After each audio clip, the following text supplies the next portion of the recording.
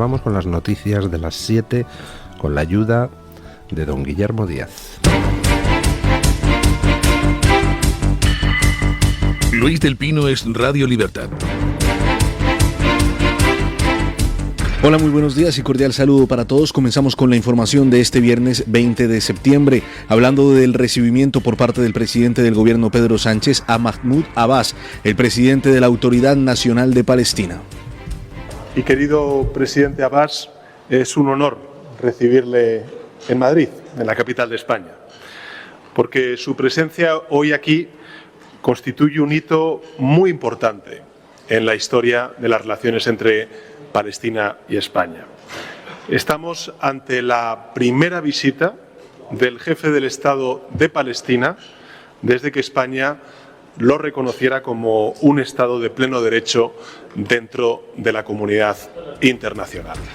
Durante el encuentro, tanto Sánchez como Abbas condenaron los ataques en el Líbano, pidieron el fin de la guerra en Gaza, la liberación de los rehenes y el fin de lo que denominan como la ocupación en Cisjordania. Es absolutamente necesario que las partes acuerden un alto el fuego conforme a lo establecido en la resolución 2735 del Consejo de Seguridad de Naciones Unidas, que es, por cierto, de obligado cumplimiento.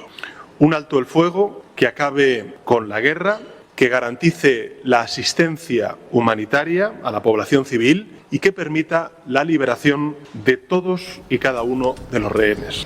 Por su parte, Abbas ha agradecido a Sánchez este paso de reconocer a Palestina y se ha mostrado partidario de que se celebre una segunda conferencia de paz en Madrid, después de la de 1991 que desembocó en los acuerdos de Oslo. Ayer fue la foto de la vergüenza de Pedro Sánchez con Mahmoud Abbas. Ayer Pedro Sánchez se reunió con un señor que fue elegido en 2005 y que lleva 20 años sin celebrar elecciones en Palestina. Es decir, ayer se reunió con un autócrata que carece de legitimidad democrática. Se reunió además con el líder de un supuesto Estado, según Sánchez, donde ni se respetan los derechos de las mujeres ni se respetan los derechos de los homosexuales, pero eso a Sánchez no le importa. El caso es dar rienda suelta a su antisemitismo, a su odio hacia Israel, un odio instrumental, porque realmente Sánchez no cree en nada que no sea Sánchez. Pero como la izquierda woke occidental está en el antisemitismo más neonazi, pues Sánchez se ofrece de abanderado. A Sánchez le gusta ser el chico de los recados de lo que tocan a golpe de silbato. Sánchez se reunió ayer a decir una serie de payasadas delante del que llamó jefe del Estado de Palestina. Tan jefe del Estado que Palestina tiene dos trozos, ya saben ustedes, Cisjordania y Gaza. Y en Gaza ni siquiera tiene autoridad ese al que recibió ayer Pedro Sánchez, porque ya saben ustedes que en Gaza los de Hamás se hicieron con el poder en 2007, pasaron a cuchillo, entre otros, a los partidarios de ese al que recibió Sánchez ayer, y por tanto el poder, la autoridad de la Autoridad Nacional Palestina no alcanzaba tampoco a la franja de Gaza. Ayer Sánchez se permitió el lujo de decir que cree en las relaciones, que cree en la solución de los dos estados, y lo dice al lado de un tío que en ningún momento defiende la solución de los dos estados. En ningún momento ningún dirigente palestino ha reconocido el derecho del Estado de Israel a existir. O sea, solución de dos estados significa, según el que tiene al lado Sánchez, que el Estado palestino debe existir, además sin reconocimiento del Estado, sin reconocer al Estado de Israel, sin renunciar a eso que tanto le gusta a los compañeros de gabinete de Sánchez, eso de desde el río hasta el mar vamos a expulsar a todos los judíos. Ayer Sánchez estaba avalando, con su cargo de presidente del gobierno español, a un autócrata que no respeta los más elementales derechos humanos con los que a Sánchez y su gobierno se le llena la boca, a alguien que ni siquiera manda sobre todo el territorio de su país y a alguien que no reconoce el derecho de Israel a existir. Y encima Sánchez se permitió exigir un alto el fuego, y ojo a las palabras que utilizó, al orden de las palabras que utilizó, porque es importante. Exigió un alto el fuego que permita poner fin a la guerra en Gaza y la liberación de los rehenes. O sea, primero el alto el fuego, primero que Israel deje de intentar acabar con Hamás y con Hezbollah, y después ya se liberarán los rehenes. O sea que para Sánchez, el liberar rehenes civiles que han sido capturados en violación de la Convención de Ginebra, cometiendo por tanto un crimen de guerra, es algo condicional. No hay que liberarles de manera incondicional porque es un crimen de guerra mantener civiles secuestrados. No. Para Sánchez, la liberación se puede producir después de que Israel detenga su ofensiva. Primero que Israel detenga su ofensiva. Eres un canalla, Sánchez. Se te mire por donde se te mire. Siempre estás en el lado incorrecto de la historia, siempre estás en el lado del mal. Y lo que es peor, eres un canalla postureante, que te retratas ayer con gente que no respeta los derechos de las mujeres o de los homosexuales, pero luego aquí nos das la plasta con tu postureo de campeón del feminismo y de la diversidad. Eres un farsante canalla, un farsante antisemita. Estás siempre con el mal y frente a aquellos que defienden la libertad. Es tu vocación. En fin.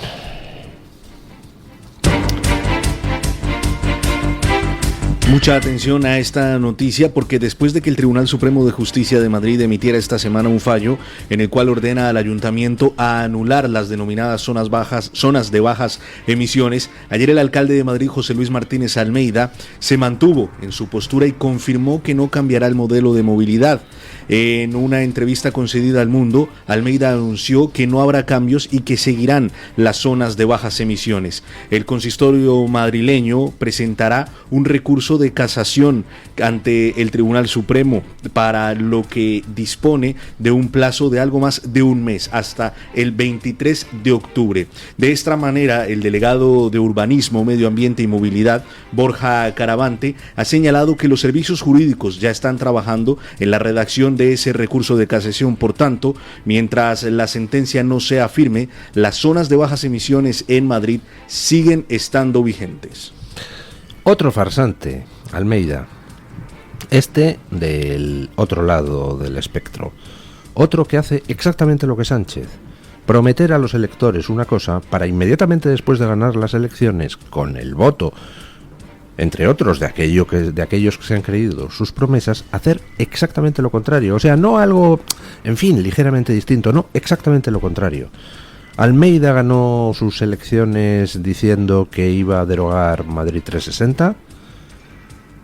Después, nada más ganar las elecciones, no derogó Madrid 360, dijo que es que la Comisión Europea, Madrid 360 no, Madrid Central, que es que la Comisión Europea, en fin, obligaba.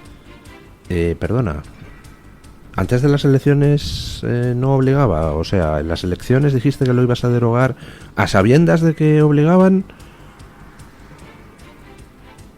¿Eras un indocumentado concurriendo a la alcaldía? ¿Mentías directamente? Pues sí, mentía. Mentía antes, cuando decía que lo iba a derogar, y después, cuando decía que la Comisión Europea obligaba. La Comisión Europea no obliga a tener zonas de bajas emisiones.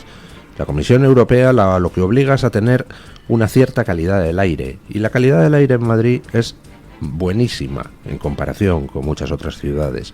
Y de hecho, hay muchas ciudades en España y en Europa que no tienen zona de bajas emisiones. ¿Por qué los madrileños tienen que aguantar eso?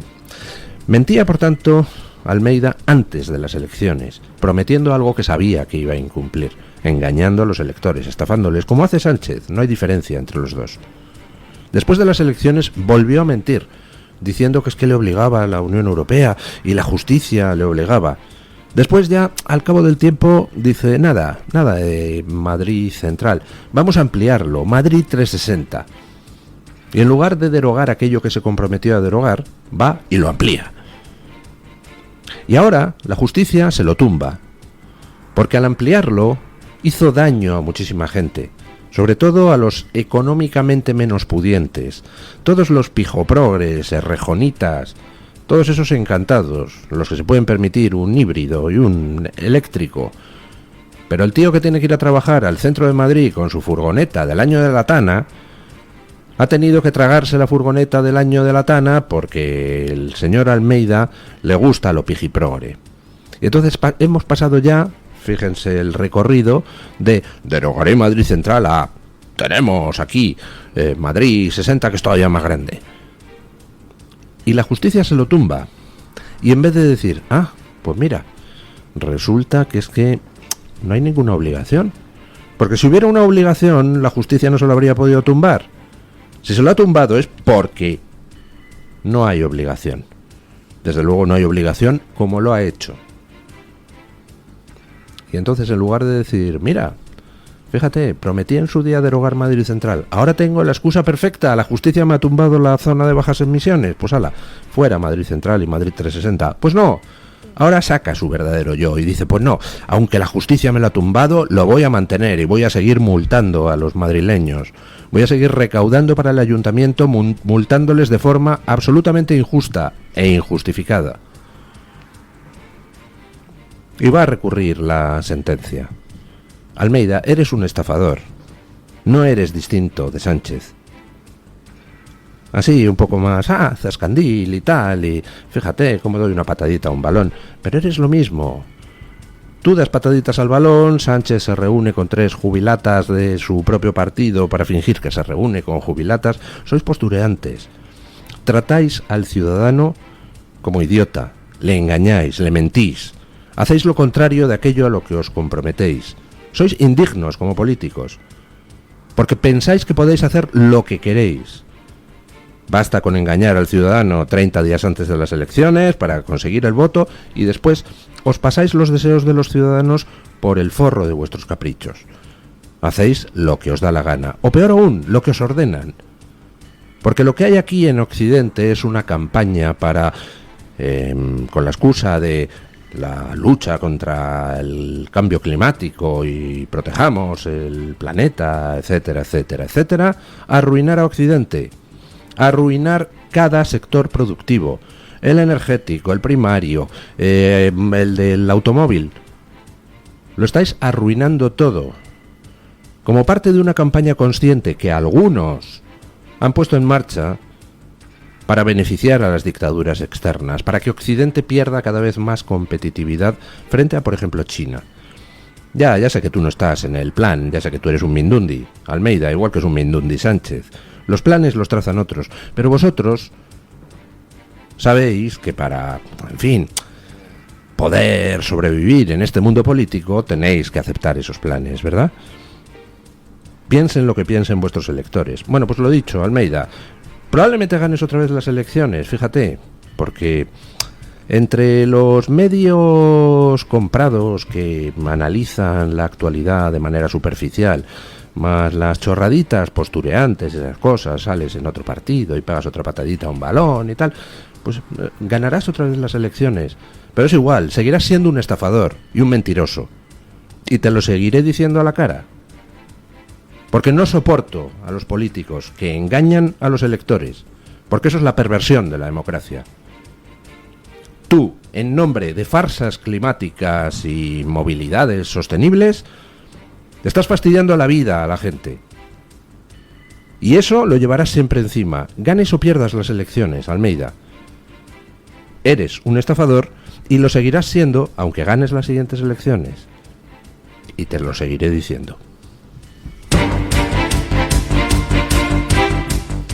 El CIS de José Félix Tezanos y afín al PSOE ha desmentido esta semana la afirmación que desde Moncloa se ha venido transmitiendo desde los últimos meses con respecto a lo mucho que, según el gobierno de Pedro Sánchez, preocupa a los españoles los bulos en los medios de comunicación.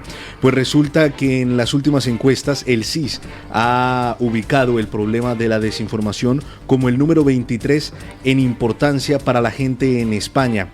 En total, solo un 2,4% de los más de 4.000 encuestados lo considera un problema a tener en cuenta. De ellos, únicamente el 1,1% lo considera el principal problema a atajar, como está haciendo en estos momentos el Ejecutivo de Pedro Sánchez. Esta información, curiosamente, coincide con las 31 medidas anunciadas por Pedro Sánchez para perseguir lo que ellos consideran como la desinformación.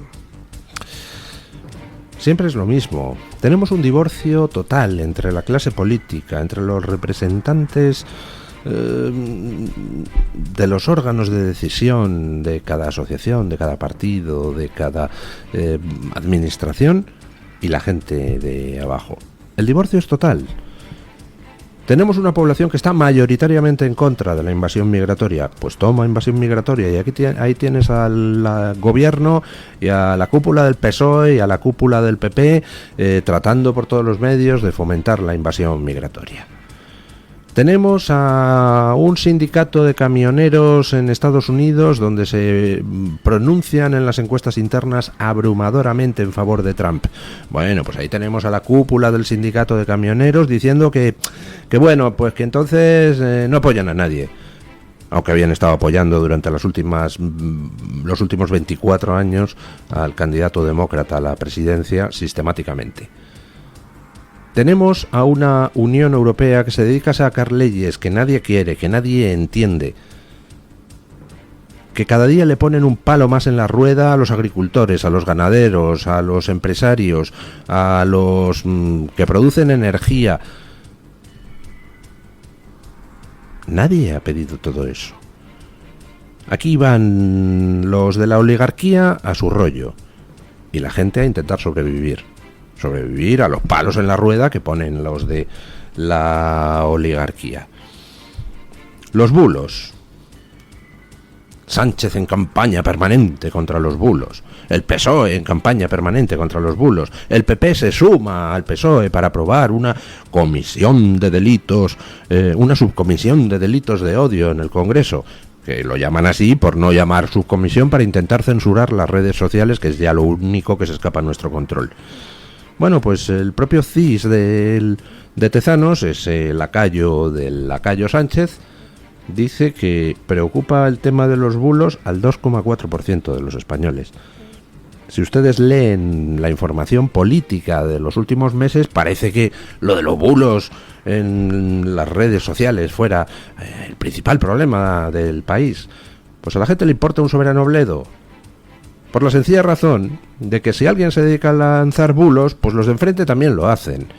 Y la gente que no lanzamos bulos, pues lo que hacemos es desmontar los bulos que se lanzan.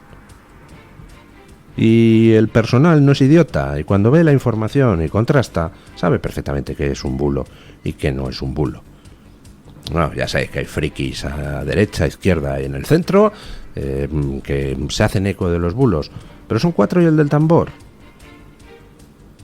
Y de hecho, en un Estado de Derecho, en una democracia moderna, existe el derecho a mentir. La libertad de expresión no significa que uno pueda decir como quiera la verdad. No, porque la verdad no existe. Lo que para usted es verdad, para mí no lo es. Y para el vecino de al lado no es verdad ni lo que usted dice ni lo que digo yo. Y nunca puede haber un poder que diga, esto es verdad y esto es mentira. Sería terrible que hubiera un poder diciendo qué es verdad, porque entonces ese poder utilizaría su poder para cortar todo discurso que le lleve la contraria. La libertad de expresión incluye el derecho a mentir, el derecho a lanzar bulos y el derecho de los demás a señalar las mentiras y a señalar los bulos. Y la gente sabe diferenciar perfectamente. Entren ustedes en las redes, en Twitter. La gente sabe perfectamente, por regla general, salvo 4 frikis, qué medios son fiables y qué medios no son fiables. Y yo soy un periodista basurieto, un periodista mindundi, un periodista de mierda. Pero la gente entra en mi timeline y sabe que no me hago eco de estupideces, y que si digo algo es porque he tratado de verificarlo y es cierto. ¿Por qué me siguen? Yo no salgo en televisión. Bueno, ahora sí, ahora en este programa lo emitimos en televisión, pero yo llevo siglos sin salir en televisión. ¿Por qué tengo seguidores, 350.000 seguidores en Twitter? Pues hombre, porque no me columpio, o intento no hacerlo. Todos podemos meter la pata, pero intento poner, por mi parte, como periodista, pues lo único que puedo poner, que es credibilidad. Y yo pues tendré mis opiniones y se podrá estar de acuerdo o no, pero ni miento, ni lanzo bulos. ¿Que hay gente que lanza bulos? Pues los señalo, si me apetece, y si no, no me apetece, ni entro. Y la gente sabe diferenciar. La gente sabe enseguida detectar qué cuentas en Twitter dicen basura y cuáles no. La gente no es idiota, es mucho menos idiota que el político medio. Dejen de dar por saco. ¿Por qué está todo el día Sánchez hablando de bulos? Pues porque no habla de bulos, de lo que habla es de intentar controlar la información, de intentar erigirse en el que diga qué es verdad y qué no es verdad, y qué se puede decir y qué no se puede decir. Y hemos visto episodios dantescos durante estos años pasados.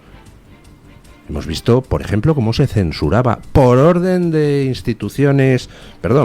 administraciones públicas a gente en Internet simplemente por decir cosas que eran ciertas.